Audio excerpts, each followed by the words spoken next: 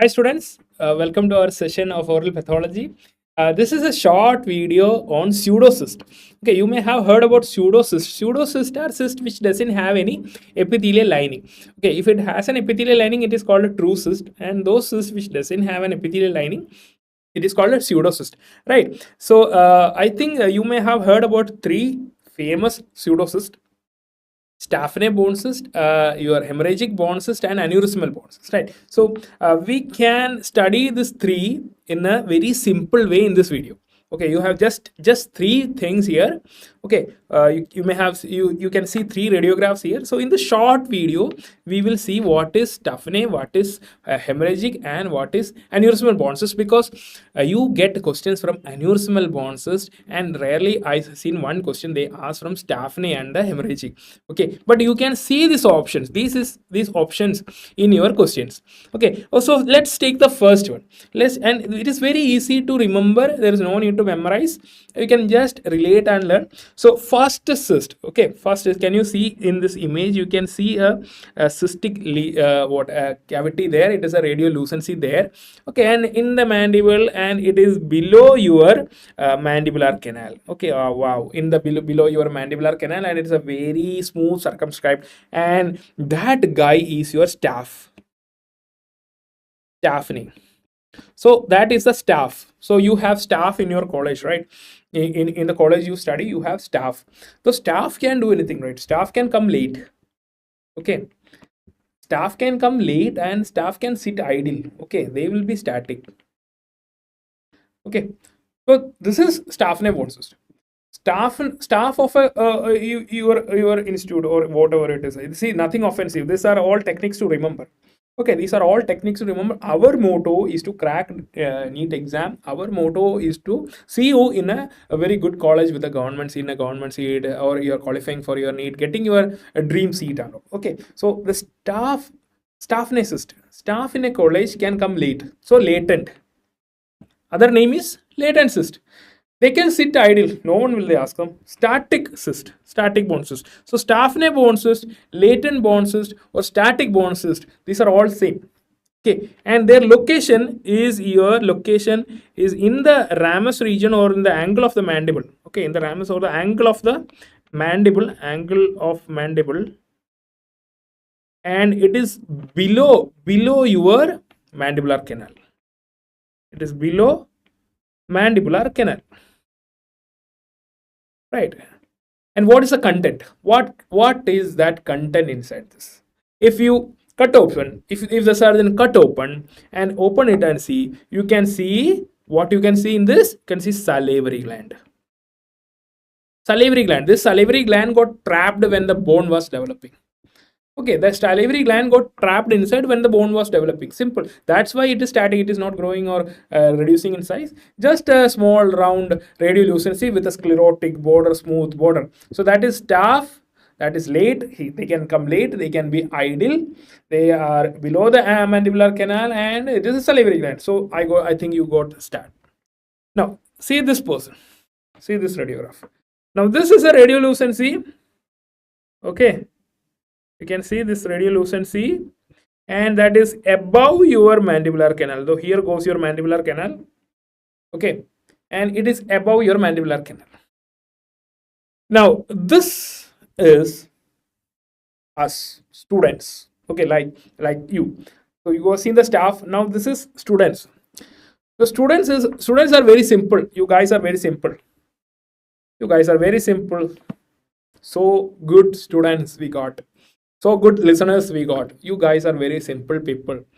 So the simple students in a college, okay, especially in a dental college, there is no one to help them. They are solitary. Okay, they are solitary. The students in the dental college, especially when I too have studied in a dental college, and see, in the college period of time, you are busy with many things. Okay, a lot of work to do.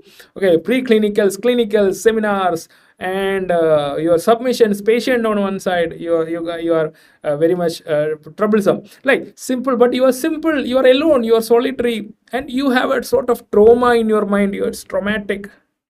You are traumatic. Students are traumatic, and they are hemorrhagic inside. They are bleeding inside. That is hemorrhagic. Okay, hemorrhagic.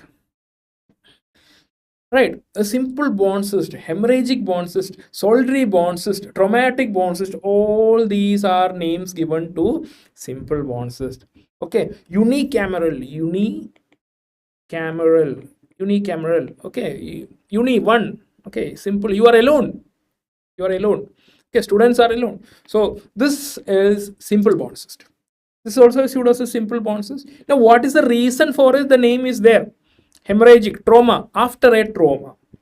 Okay, this happens because of trauma. If there is any trauma in that region, okay, what happens, the blood will be pooling in that area, there will be blood pooling in that area, and this blood pooling, blood clot which is formed there, that will remain there, and that will cause a cystic cavity there. Okay, and it comes above the mandibular canal.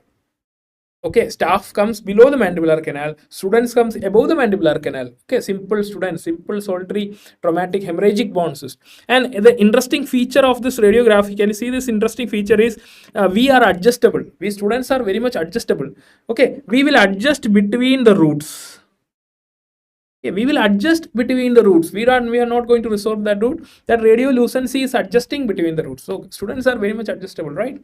So simple students, yeah, simple solitary students, they are adjustable. They are adjusting between the roots. So that type of radiograph, okay, that is scalloping. The radiolucency is scalloping between the roots. That is one another feature. And if you cut open, what you will see, if the surgeon is opening the cyst, and what surgeon is seeing, this was a previous year INI-CET question, what you see, sometimes you can see fluid, serosanguous fluid, means after the hemorrhage serous fluid will be there. Okay, you know that after hemorrhage, after the blood clot is formed, the serum or serous fluid will be there, and sometimes it will be empty, nothing inside. We are empty, students.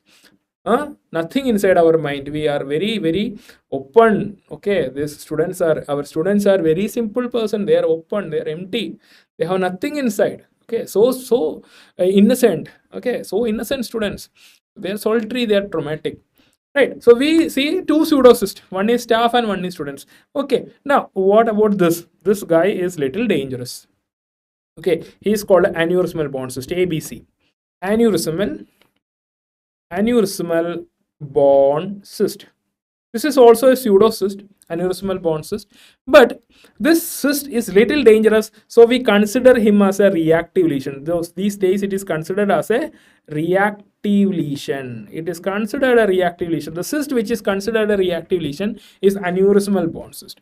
Now aneurysmal bond cyst occurs de novo, means it can occur by itself, or it can come due to some other tumors. If the bone is having some kind of tumor like osteosarcoma, okay, or it can come along with this osteosarcoma, that is secondary aneurysmal bond cyst. Primary aneurysmal bond cyst comes without any other history, it will come up. Okay, it will come by itself. Okay, so that is primary or de novo. Secondary is due to some other corresponding or some other carcinomas. Okay, anyway, whatever it comes, the reason behind this is the defective vascular formation there. Okay, so it can be due to trauma or vascular defect in that area. So what you see, what is the reason? Reason is either trauma or vascular malformation. Vascular malformation is there. Some vascular defects there, and what you see is that you see when you cut open and see, you can see lot of blood there, so much of blood in this, and that is called a blood soaked sponge. Okay,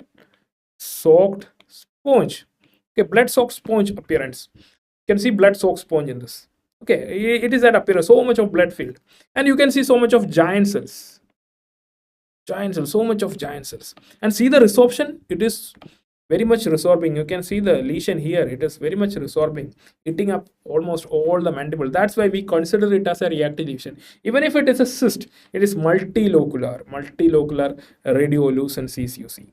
Okay, so this is about aneurysmal bond cyst. I hope you remember, I hope you will remember the three pseudocysts.